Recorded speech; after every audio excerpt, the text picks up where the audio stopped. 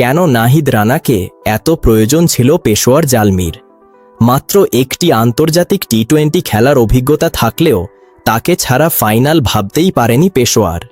তাকে ছাড়াই 6টি ম্যাচ জিতলেও স্রেফ ফাইনালের জন্যই তাকে ঢাকা থেকে উড়িয়ে নিয়েছে বাবর আজমের দল। নাহিদকে যে তাদের খুব দরকার সেটা স্পষ্ট। শুরুতে বিসিবি ছাড়পত্র না দিতে চাইলেও পেশোয়ারের বিশেষ অনুরোধে তারা অবস্থান পরিবর্তন করে, কারণ প্রতিপক্ষ ব্যাটসম্যানদের মধ্যে তৈরি হওয়া নাহিদ ভীতি। এই মুহূর্তে পাকিস্তানে 150 কিলোমিটার গতির বোলার নেই বললেই চলে। নাহিদের আলোচনার মূল কারণ উইকেট সংখ্যা নয়, বরং তার দুর্দান্ত গতি এবং বাউন্স।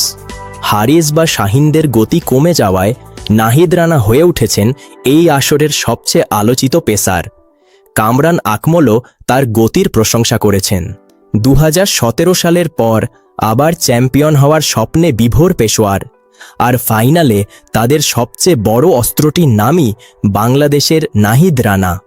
আজ রাত 8টায় হায়দরাবাদ কিংসম্যানের বিপক্ষে মাঠে নামবে পেশোয়ার।